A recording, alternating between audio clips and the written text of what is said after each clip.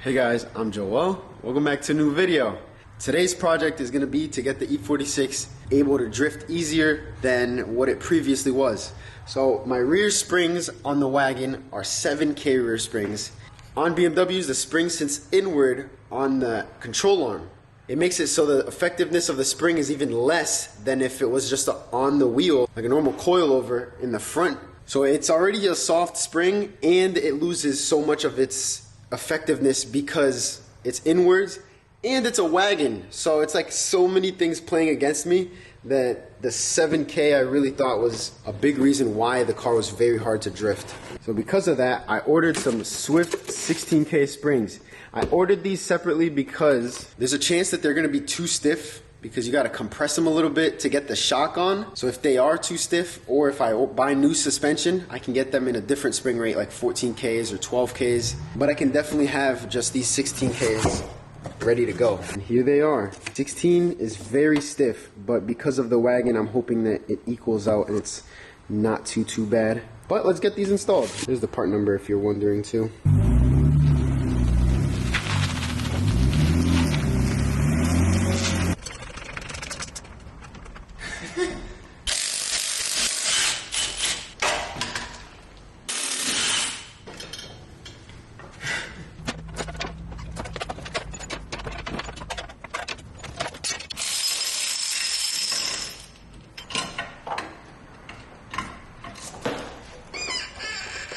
Oh, that is way stiffer. There we go, that's all set. Spring actually looks really good in there. So let's see how low it goes, cause no, but the spring doesn't compress as much. Ew! Stop, don't, stop.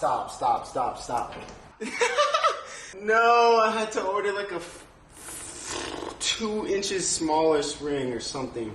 This is a 7-inch. Oh, what a disaster. Oh, that's disgusting. Man.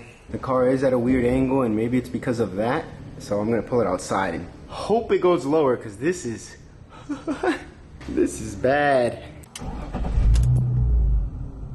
It's settled a little bit, but yeah, it's still a little high. It's definitely not as low as the 7K was with just a spring. But that's because the spring is stiffer, so I should have took that into account. It's raked pretty good now though. I need to raise the front because the front is not gonna be able to stay like that. I don't know, this suspension, nah. I'm so confused.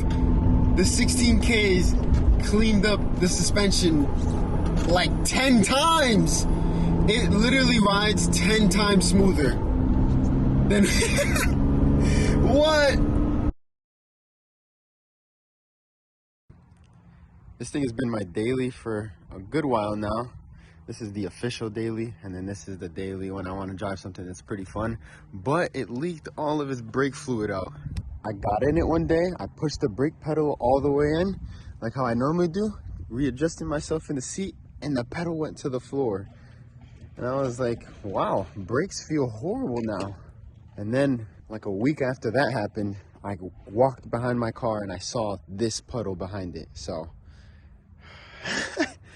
It's looking like there might be a broken brake line above my subframe, but we'll see. But I gotta get the car to the shop first. Since I drove it for like a week without any issues, I guess maybe the brake line wasn't fully broken, but I'm gonna add some fluid and hope that I get to the shop. I hate the thought of this, but I don't have a trailer. I don't really have an easy way to get it there, so I'm gonna at least try my luck at driving it. But this is definitely like the worst case scenario.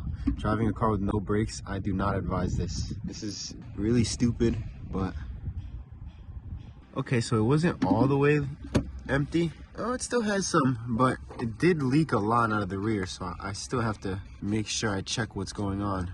Now it should be like a brick wall, like right about there, but it's not. It goes all the way down. So sketchy.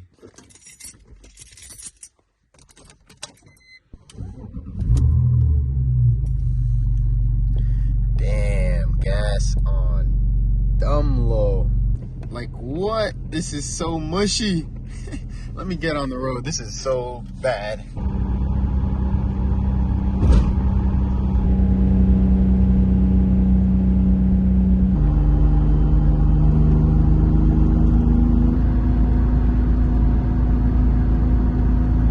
The wagon is now in the shop, tucked in, and look at this. Oh my goodness. She's licking. So we gotta see what's wrong with this. Also, this is an absolute abomination. I have positive camber because the rear is so much higher now, and I adjusted it to 0 camber when it was dumped on the floor. So obviously when you raise the ride height, it gets rid of negative camber, so it goes into positive, which, oh my goodness, I've just been driving it around with all that positive camber. This one is even worse. Holy shit. Me and Omar came to Chuck and Eddie's to come have a look, and it just so happens I was working on my E46 today, and look what I found. An E46 back bumper off of a wagon. These are wagon specific, and I didn't think that they were gonna be this hard to find, but this is the only one that I have found since I lost it. They've been such a pain to try and find, but yeah, I need this. We found another E46. It had this Harman Kardon speaker just sitting there, and my E46 wagon only has 3 of these because I couldn't find the last one, so I'm definitely grabbing this. Oh, I need that foam too. Ugh, give me that. Look at the moon, yo. The moon is so bright. We came in Omar's GS though, so I can't fit this back bumper in the car with us. But I'm just gonna have to come back tomorrow morning and grab it because I definitely need this bumper, even if it's a little off color, whatever. In moving the E46 from here to the lift, all that squirting on the floor, all those little drops. Holy shit, it's leaking so much.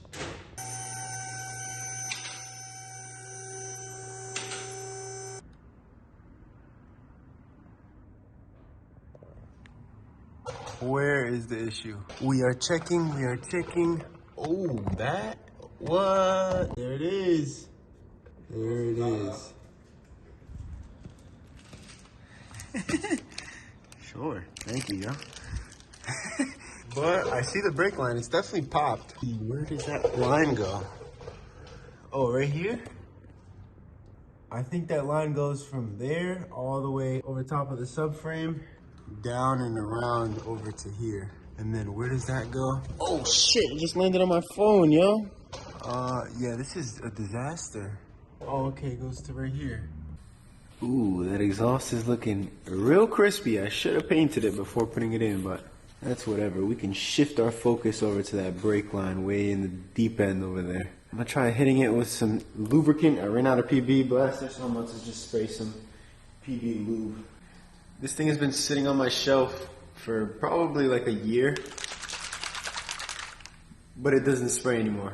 This is absolutely insane. So I'm gonna have to try and take this brake line off dry. This is a bad idea. It's on, but this does not feel very confidence inspiring. I don't think this is a good idea just to crank on it dry, but yeah, there's no way. I might actually have to spray that with PB and wait till tomorrow because that is not going to come out if I try and crank on it right now.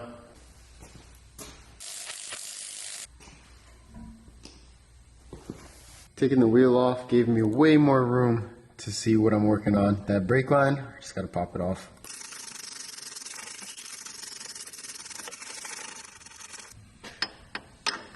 There we go, the 11 mil fits now. Ah!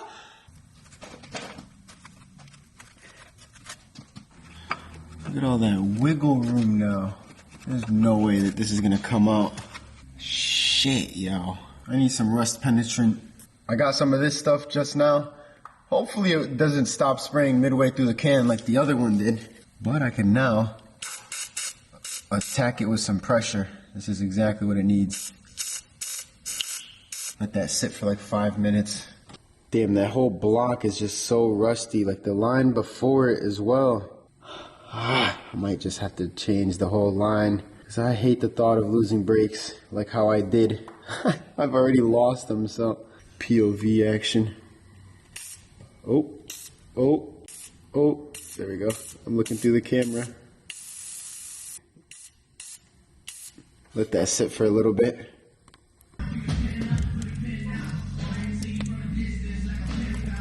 Ah, damn. I gotta call in the big guns and the backup. 2 vice grips. I put the grippier ones on top. The other ones that I was using on top was kind of fried, so. Oh, let's go! It just came loose. I normally always use my vice grips only at the tip, but this time I decided, you know what, let's actually try and grab onto the nut inside of the teeth and just close it tighter, and it actually worked.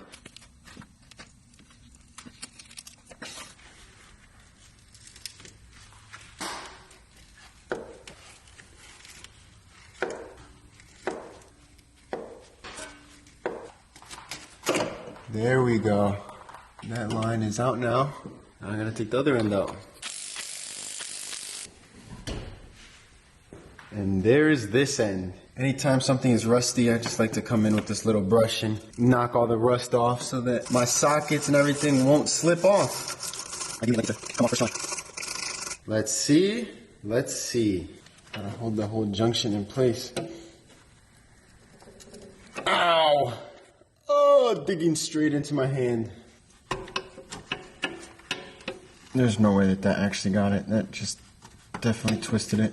I'm gonna use this pry bar to hold the whole assembly up in the air and then try and get it off with that. Because the more stable and the more solid that the unit you're working on is, the easier and less force you have to put into it because it's solid. If you're using hella energy and it's twisting, you're never going to be able to get it off because all that energy is going into twisting it instead of actually loosening it. So I always try and hard mount what I'm working on 100%, and then it makes it like 20 times easier because it's solid. Oh no. Fuck! That might be exactly what I was looking for.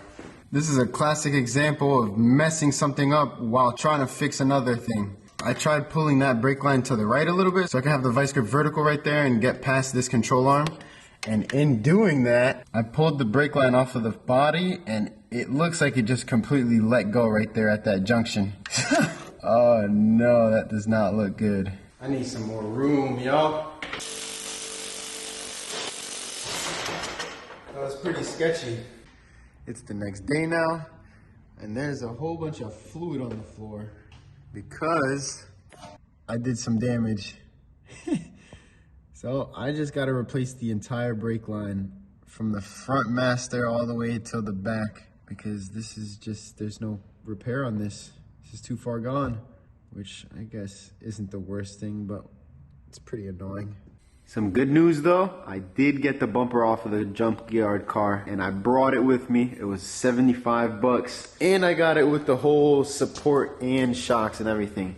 So the bumper cover is attached to the support. I'm assuming with these clips right here, there's a whole bunch of little clips holding it in, and my old bumper didn't have that. That's why it was so quick releasable, which I don't want. I'm just gonna take this whole support off and slide that bumper on and I'll have a rear bumper again, finally. The line I'm gonna be working on is the second one, and I was gonna cut kind of around here, but coming along here, the same line I'm gonna be working on. Damn!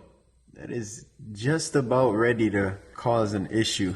Hopefully there's no other spots of rust in that brake line. I mean, at this point, I might as well should just do the whole line. I gotta see if there's any more rust on those brake lines behind this. Ooh, it is rusty, so I'm definitely changing that whole line. Okay, that made my decision a little easier. I'm glad I saw more. Now I can continue.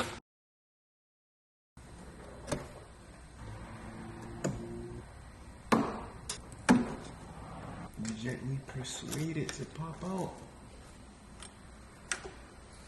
I'm just trying to pop this line that I need out of this fully so it'll make it easier to trace it. Now this is mainly what I've been dreading. I gotta get down in there, and I'm pretty sure the master just connects to the ABS unit, and then from the ABS unit it goes down to the rear brakes. And the ABS unit's like all the way down there. So I'm gonna pull this off, pull this cover off, and see if I can have enough room to take that line off.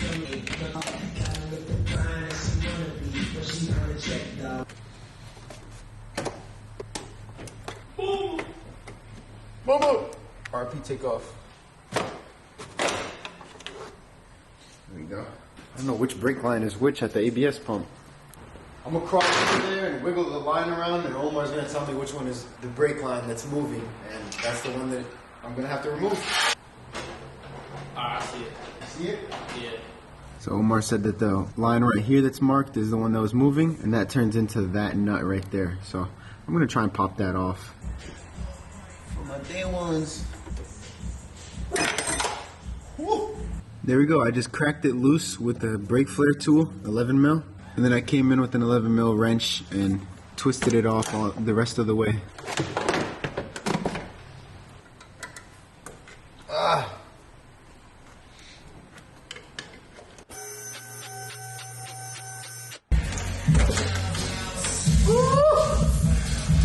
I had to deform it into a million directions to get it out, but whatever. I'll just bend the new line by eye. I just have to cut this to get it out of my way.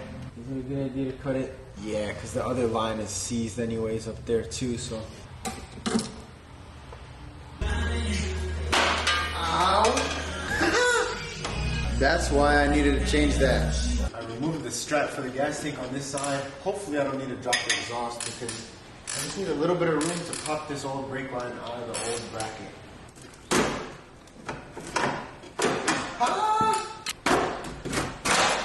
Take pride in the small victories. Holy shit. This is a good thing that I'm changing this. I need to show you guys how rusty this is. So here it is. This is the whole brake line in all of its entirety. Just for the rear passenger side caliper. This whole brake line. They send 2 lines to the back. Seems so excessive because on my E30 they send 1 line to the back and then tee it off to both calipers, but whatever. This right here was the reason why it was leaking. Right there goes to the caliper, and this was dripping all over my subframe. I was thinking about it and I was trying to see what the best course of action was to installing this long ass brake line, and I think my best bet is going to be to put a fitting at that end of the brake line, and then I'm going to feed that loose end up into the engine bay, and then I'm going to keep the roll at the back of the car, and then I can cut the line where I need it to be exactly at the end of the car, because there's no real way to know exactly how long the line has to be except for just installing it basically. I had these stainless bubble flare fittings left over from when I previously was doing a brake job on the E30, and I was ideally going to use these, but I didn't have any more. Thankfully, Advanced Auto was the only place that I could find that had M10 1.0 bubble flare. Has to be bubble flare because BMW uses bubble flare. I don't want to mix and match. And this kit is bubble flare. That looks like mold. Let me know what you guys think. I don't know how that got there, but never forget the fitting. I just have this cheap little tool. It's always got the job done, so we'll see how it works this time. I used to have a little tool that told me the depth of this, but I lost it. I don't know where it went. Most important thing is to get these cheap tools extremely tight so that it doesn't slip. I think that should be pretty good right there.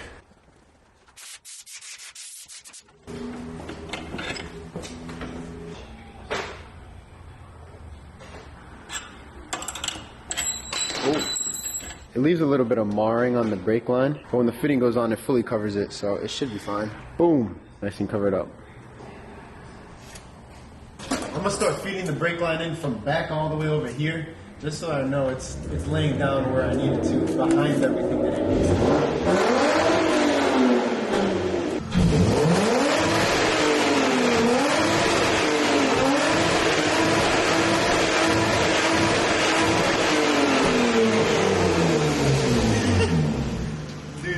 His math out and doesn't know how to act now. So that math was dirty as fuck. I'm just trying to get this brake line perfectly straight so I can get this fitting on. No way, I think the camera's my good luck. Literally right when I turn the camera on, it's starting to thread in.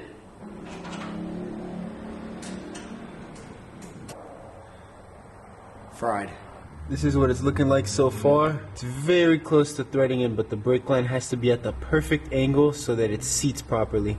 or else it doesn't want to go in. It's kind of hitting on the brake master right now, so I got to do a little more bending, but then once that's tight, then I could start bending the line down and get it more snug up onto the frame, but this is kind of the painful part. There we go. This fitting is tight now, and it's kind of looped around here, so I can finally get it tight to the body and go down under and get it all finished. The best tip I can give for getting a brake line in a very tight spot like this is bend the line before the fitting so that the line is perfectly straight, and then it should be able to go in by hand. The second you start putting any torque on that, you're going to mess up the fittings in the actual ABS pump or whatever. So the line has to be perfectly straight, and then the nut will just go on very easily. Oh, there we go. Ow.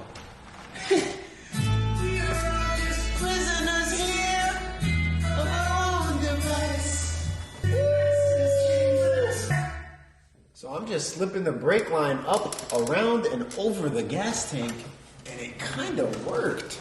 I'm just gonna kind of set it on top of the gas tank. Now for me to know where to cut this brake line, I push it all the way up, and from it being up, I'm measuring where I want the second bend to be, and it's around 5 inches. So at the 5-inch mark, it's gonna be around here, and then I want the union to be around 5 inches past that. So I'm gonna cut this brake line 10 inches from where this bend currently is, right up here. 10 inches right here. Give it a nice little rough guesstimate. Slowly twist it, then make it a little bit tighter. Twist it around, make it a little bit tighter until it fully cuts. I'm just gonna commit to putting this fitting on because I wanna bend it up and then not have to bend it down. I have way more room to do the fitting down here than up there. This is one of the stainless steel fittings because it's gonna be right above the rear wheels, so ideally, I don't want this one to rust.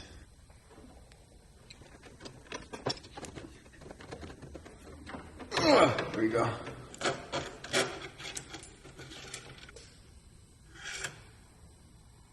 Let's see how my measurements landed. These copper lines don't really like to clip in on these factory clips. There she is. All this, and I still haven't even fixed where the issue originally occurred at. This whole line needed to be replaced anyway, so just got it done. Line comes up right there, which is, it's in a perfect location because it's past this lower control arm, so I'm gonna be able to come in here with a wrench and hold it clipped in right there. It goes around, kind of above and around, not fully above, and then it comes down through here, follows the fuel lines and the other brake line and all that. She comes up there, and then it comes straight up there into the ABS pump. She's good to go. This union can just slip up on. Now I can get the other brake line made from there to the other passenger side caliper. I can see a gap all the way through to the other side above the subframe, so I'm just gonna stick the whole line straight through there. And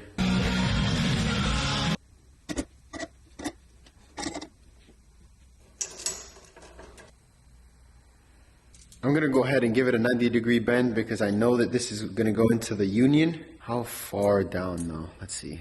Right here is a good spot. Gonna give it a good old. This line is very easy to bend, so it's a treat to work with, but I like using this just to prevent any kinking when you do a hard bend like that. And it looks really good too. I got the tape measure loosely representing what the brake line is gonna look like when it's done. Going all the way above the subframe and into where it has to go. And over here, it's right at 43 inches. I'm going to use that information to decide how long I'm going to cut that brake line.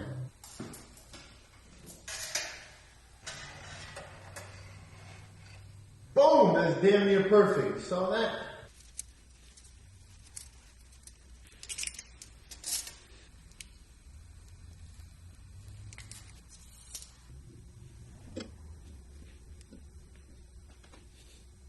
The last one was a little ugly, and it's not sitting perfectly flat, but it should be fine.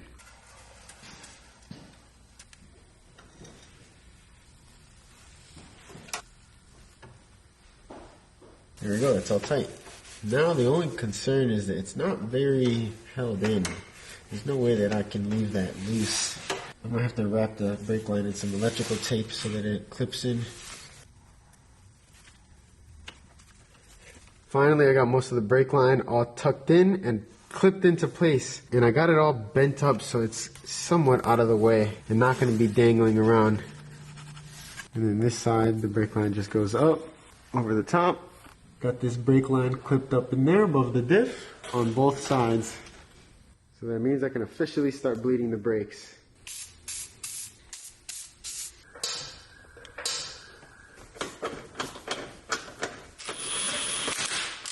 I don't want to tighten these all the way down. I just want to get them hand tight first. And when the suspension is loaded is when I'll tighten that up. I got Ryan in there hitting the brakes and I see a leak already. And it's coming from that union right there. I'm going to try and tighten it up a little more. There we go. Alright, pump.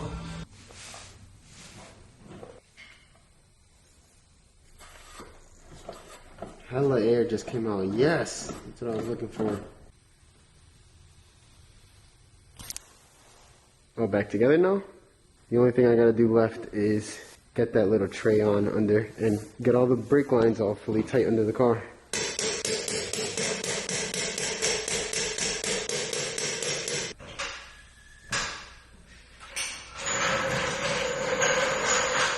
So yeah, the E46 brakes are solid now. The car is driving beautifully again. The only thing that I absolutely hate is the suspension. It looks so ridiculous right now, but I'll figure it out. Let me know what you guys thought about how in detail this video was, because I kind of thought that replacing a whole brake line was going to be like really brutal, but it actually wasn't too bad. So hopefully me showing all that detail and what went into changing that shows people that you can also do it yourself. If you enjoyed this video, leave a like. I'm going to leave it at that. Follow me on Instagram at E30Joel right here to stay up to date with everything that I'm doing. And yeah, thank you for watching.